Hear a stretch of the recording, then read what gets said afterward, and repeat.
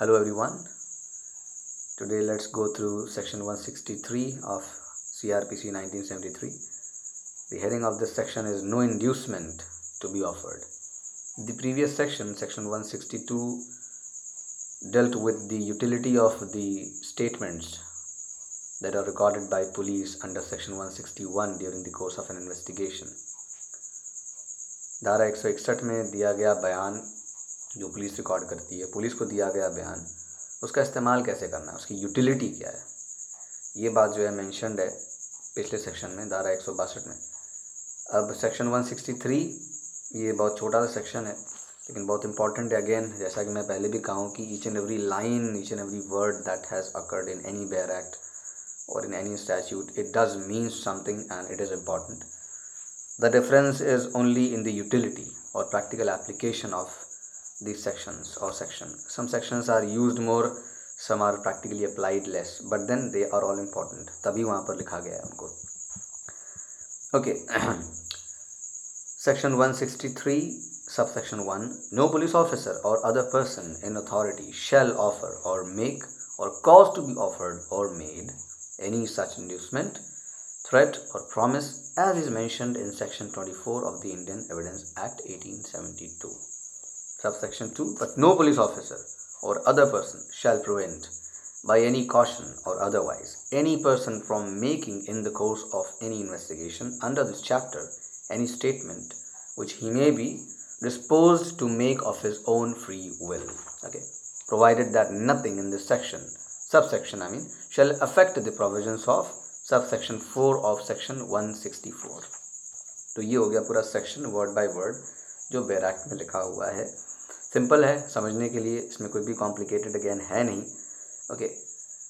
कोई भी police officer या कोई भी पर्सन इन अथॉरिटी किसी को धमकी नहीं दे सकता, ज़बरदस्ती नहीं कर सकता, फोर्स नहीं कर सकता कोई बयान देने के लिए. ओके. धारा 161 में जो बयान पुलिस रिकॉर्ड करती है या जो बयान पुलिस को दिया जाता है during the course of an investigation, किसी ऑफेंस के मुतालिक कोई बयान अगर आप पुलिस को दे रहे हैं या देना चाहते हैं तो इसके मुतालिक इस रिलेशन में पुलिस आप पर कोई दबाव नहीं बना सकती. No inducement can be offered.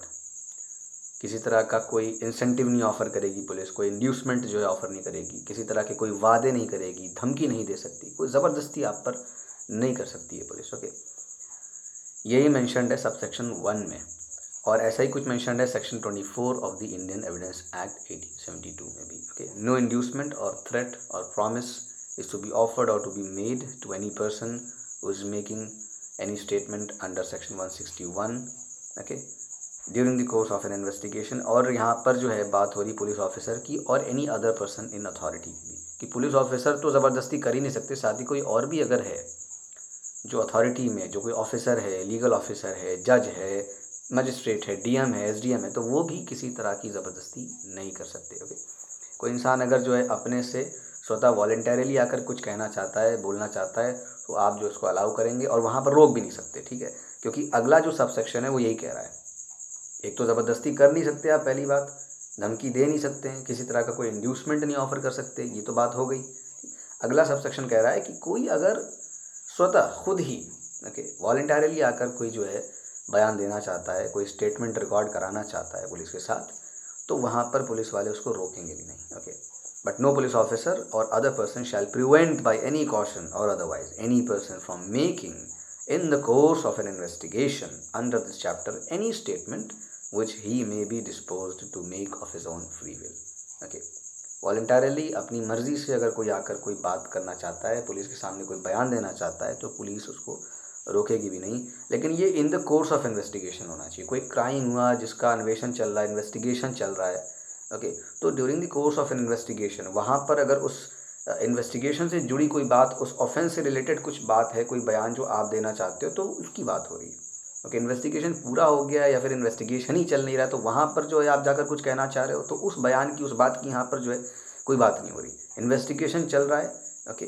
तो इन the course of an investigation relating to a particular offense, if you really want to tell something to police or want to give a statement, and of course on your own free will, which you can actually go to the police and give the statement, तो वहाँ पर आपको कोई authority या police रोकेगी भी नहीं, क्योंकि आप जाके दे सकते हैं. लेकिन ज़बरदस्ती भी पुलिस या कोई अदर पर्सन इन अथॉरिटी नहीं कर सकता। Again in the course of investigation ही है, कोई क्राइम हुआ, उसका इन्वेस्टिगेशन चल रहा है और उस मुतालिक आप कुछ जानते हो या नहीं जानते हो, पुलिस आई आप पर जो दबाव बनाने लगी, तो ये काम पुलिस या कोई भी पर्सन इन अथॉरिटी नहीं कर सकते हैं। ओके, ऐसा सेक्शन 163 में तो मेंशनड है ही, साथ ही section 24 of the Indian evidence act 1872 में भी कुछ ऐसा ही मेंशनड है। आगे बढ़ते हैं। Provided that nothing in the subsection shall affect the provisions of subsection 4 of section 164। Okay, और इन शॉर्ट बता दूं, जो सबसेक्शन 4 है धारा 164 का, सेक्शन 164 का, वो वहाँ पर क्या कह रहा है, manner in which the confession is to be recorded. क्योंकि ये जो पूरा सेक्शन है सेक्शन 164, ये पूरा कन्फेशन के बारे में है, ठीक है। कोई भी अगर कन्फेस करना चाहता है या कोई स्टेटमेंट जो मैजिस्ट्रेट के यहाँ रिकॉर्ड होता है उसके बारे में बात हो रही है, ठीक है। तो सब सेक्शन 4 सेक्शन 164 पर जो है इस सब सेक्शन का कोई असर नहीं होगा। आगे जानेंगे हम कि सेक्शन 164 क्या है और ये सब सेक्शन 4 क्या है। तो अभी ये जो वीडियो है ये सिर्फ सेक्शन 163 के लिए था। Okay, so have patience and wait for the next section. And yes, again मैं बार बार ये कहता हूँ, फिर कह रहा हूँ कि कुछ अगर मैं गलत कह रहा हूँ, कुछ छूट जा रहा है, anything that I'm missing out, anything that I'm stating it is wrong factually, तो please correct me and do tell me. I would really love to learn and मैं उसको करेक्ट भी करने की कोशिश करूँगा। ओके, तो या best of luck, thank you so much. और हाँ भैया, लॉकडाउन 3 स्टार्ट हो गया है, कोरोना वायरस फैला हुआ है, बस अल्लाह खैर करे, बहुत बड़ी मुसीबत है पूरी इंसानियत पे। तो अपना अपना ख्याल रखें लोग और घरों में रहें, ठीक है।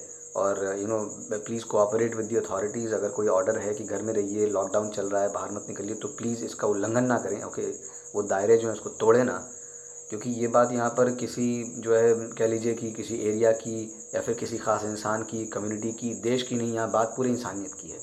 ओके, बात यहाँ पर पूरे इंसानियत की, क्योंकि ये मुसीबत किसी एक कंट्री पर ही नहीं है, ये पूरे दुनिया पर है।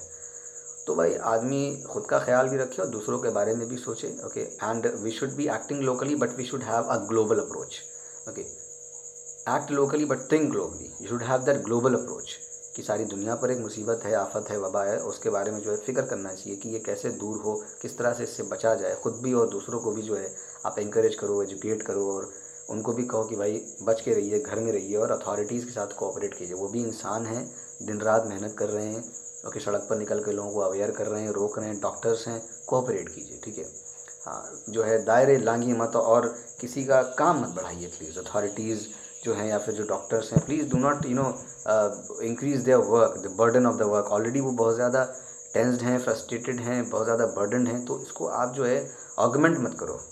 किसी तरह से सपोर्ट कर सकते हो, कोऑपरेट कर सकते हो तो करो please, but don't cross the limits. That is my humble request to everyone. And yes, do take care of yourself and best of luck. Thank you so much for watching and listening to me.